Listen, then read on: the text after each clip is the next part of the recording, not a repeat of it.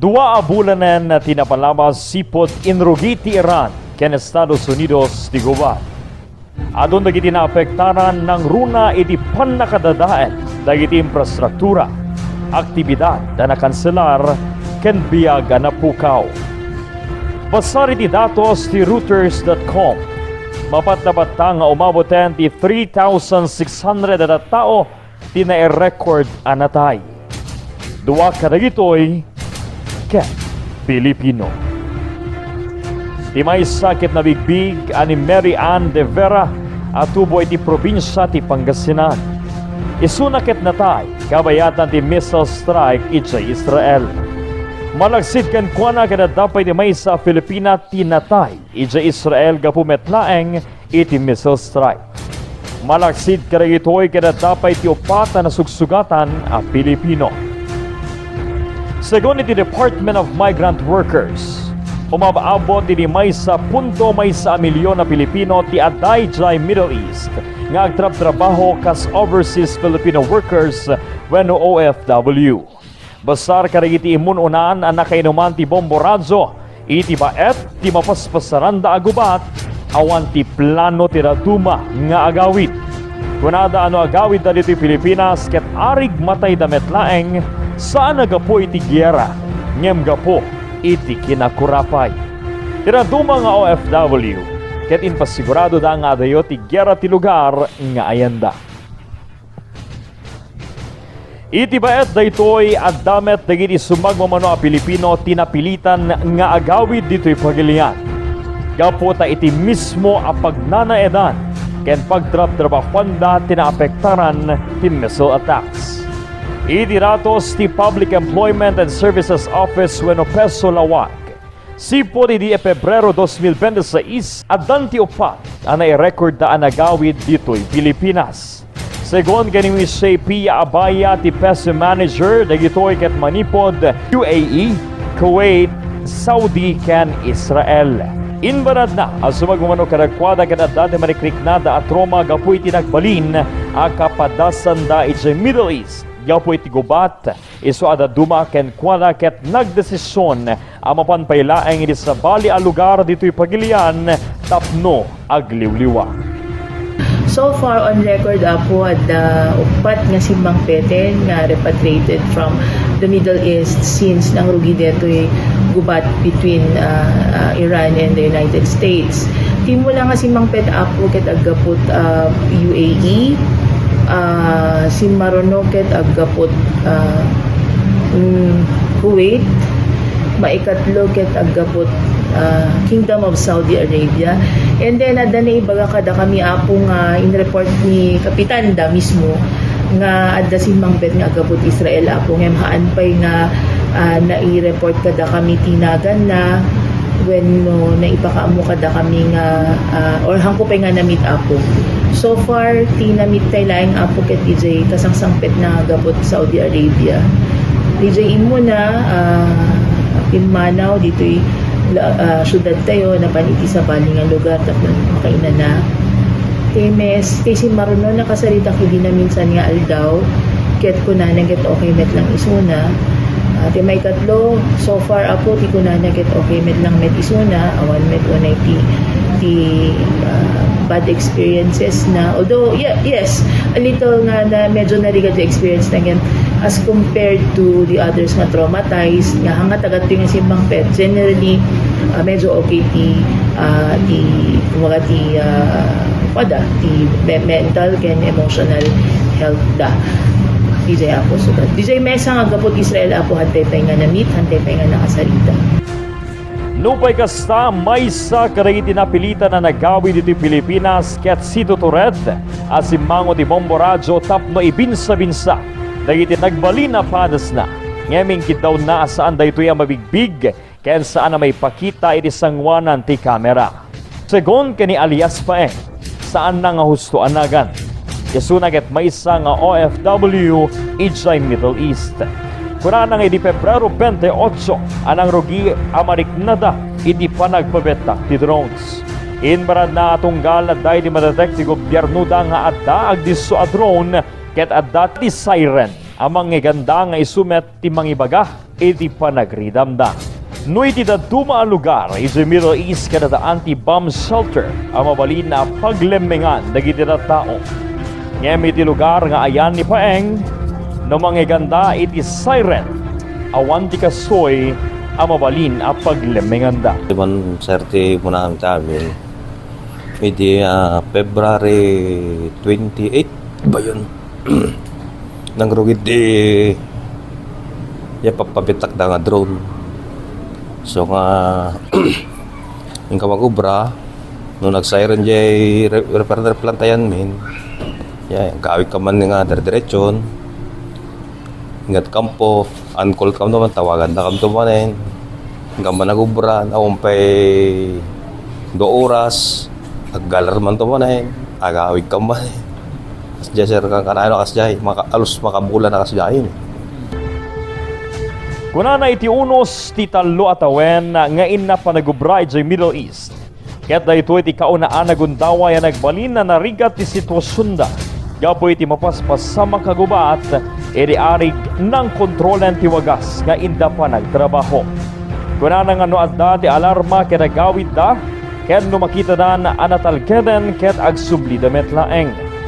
Nuboy kastain pa kaamo ni Paeng nga awan pa iti 2 oras tinapalawas sipod nakasublida ti pagtrab-trabahon na ket mapagawid damanen gapo iti missile strike.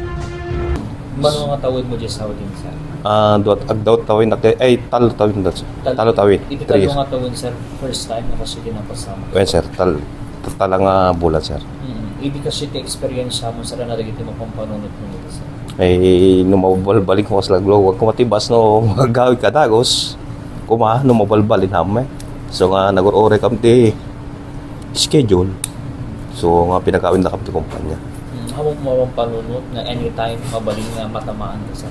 Ama sir, no timid trabi sir, parbangon. No nag-alarma di cellphone min, diretso ka marumarte kwarto. Manglangit-langit kami. Kita mitangatan, di kita drone. So di ka makaturturo nawan. Excuse me. So nga, your oras may matitawag ti kumpanya min. Nang ka magubra no saan. So di yan lang sir. So kang kalayan nga bubra mi. Tawag-tawag lang nung ka magubra. Emosyonal nga inbatad ni Paeng adunggal amang igan na ti siren ket mapanpanunot na dagiti pamilyana nga isut nagpali na rason no apay nga imadayo ken nagtrabaho iti Middle East tapnon maipaayan ni dati na pimpintas sa biyag ngem mariknana ti agdanag gaputaawan kasiguraduan ti biyagda no adda dagiti drone nga agbetak. Nagkaslaman dahil pinagawid ko na din sir. Dahil sakba nakagawid, tapal po ubraan. Diyan, dawa nagsare naman na yun, si Mabog. So, dahil di eksakto diyan planta ngayon may. Yan sir, naudin hanggang anak simre kayo. So nga, ini kanta kambit ti flight details may nga magawid na lagos. So kaya nasa uwan, sir, ibis mo nga pag-ubra, so nagtupakan dito yung missile kada papabatak, sir? When sir, ngimang kami nakadanon diyan site meeting kami. Nadakabalat dalan. Ngayon ka mag-duty. So, diyan. Idi may sang aldaw. Inbarad ni Paeng nga damanenti missile strike. Ngem daytoy ket nagtupak a mismo iti pagtrab-trabahuan na. Dakkel ti panagyaman na gaputa idi napasamak daytoy ket adda pay laeng iti dalan a sumrek iti trabaho. Nakasarsarita ti Bombo Laoag News Team ti asawa ni Paeng. Kuna na mabalbalin ket saan na apalubusan pa iti asawa na nga agsubli jay Middle East gaputa delikado ti sitwasyon. Sinagundaan met daytoy ni Paeng. Kaya da iti panangad mitir na nga adda ti pannakarikna na ti panagmuteng. Ngem iti paet ti marikrikna na in pakaamo na nga agsubli isuna iti Middle East. Kuna nang ipaimanan ni Diyos ti gasat na kada iti mapaspasamak iti nasa nga lugar. Na kuha kapitan nakaawid. Hanggang karati nga napasamak, sa katapi plano tayo magsubisi. No, kuna jay kumpanya mi sir. No, malpas lagi dati ko ti US kini Iran. tawagan ako ex-obligado. Kasi di ring pas may trabaho mi, sir. Gawang kayo mabuting sa Ay gasang-gasang ito biyag-biyagin na, sir, ta. Kasapulang bitte ko, Financial. Anat rason sir na aping aming timalaw tayo ti Pilipinas. Ay ito rin iti pinagbiyak, sir. Kat di mapaspasamak ti Jay sir, nataw-tawagan tayo ti pamilya tayo. Yun, sir, kuwamit kiti, halos inalo ko magtitinawag lang ta. Ano tutulong ti gobyerno sir kada ito panakabaawit siya? Dito pala ti Miami nga na kuha, ma'am. Dito yung interview data, dito yung kuha towa. So tinaka-Miami to, danada magbinga ko, programa da, maring no, danto kasap ko nga may titigi uwa, di pagyamanan. Sir, malaksid di ko ng kaya't mo ang subli kasi dahil pas yung trabaho. Malaksid ka din siya, anapit yung rason na aping nga kaya't ang subli sa. Dito yung financial assistant, sir, na parigat no, dito lang at pulpuli ko sa swelad sa pag-ubran dito yung pangamakana. In pagkaamo ni Ms. Pia Abaya, ti PES Manager dito yung syudad. Nga awan man ti ipapaay ti opisina da a pinansyal na tulong kada iti OFW manipod sa Middle East. Ngem in pagkaamo na nga dati inawin da a programa amang ipaay kada ito'y iti pinansyal na tulong. Namnamaan ni Abaya daytoy ket aprobaran ti local chief executive. Okay, so far apo, kaputa dama-dama ongoing batch 2 nga seminar tayo tatanga bagong simula. Ala na alukoy tayo met nga naimbitaran DJ Duwa, ngayon DJ met lang mesa na tinagpakita nga tinuyog pa ni Apo Kapitanda. As the MDO of Laoag City Apo, nakisarita tayo met ken ni Ma'am Owa ni RD nga ken ni Sauda ni Ma'am Isa about DJ the medical needs da Apo mai-coordinate ken ni Owa Apo and then i-review da and then adama sapul Apo nga medical assistance be it psychological or medical adama balhin nga maitulong ti Owa Apo. But as for the MDO Apo, awan maitulong tayo nga financial ngem because of this dati nga napasamak Apo mang plano tayo nga agi submit to ti mesa nga programa bareng maaprobaran kadeti nga budget season Apo kapno adamit basit maitulong tayo nga sang kabasit for instances nga kakastoy ti makuha ti OFWs tayo Apo. Kinarigat ti biyag, kinaawan ti trabaho, tiraduma at daman trabaho da, ngembasit ti sweldo. Dagiti di kang runa na rason no apay nga itimay sa Pilipino kaya nagtalaw dito'y pagilian. Idilikod asaan da kayat ti umadayo. Iturtured da gapu iti pamati ara ito'y laeng ti oportunidad ken pamuspusan tapno mailong aw dagiti pamilyada iti rigat ti biag. Iti kinabayagan dagito'y sentimiento dagiti overseas Filipino workers.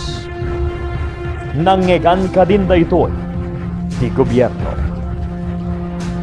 Para iti Bombo Investigative Report, Bombo J. Agniera, this is Bombo Radio Philippines, the #1 and most trusted source of news and information basta radio.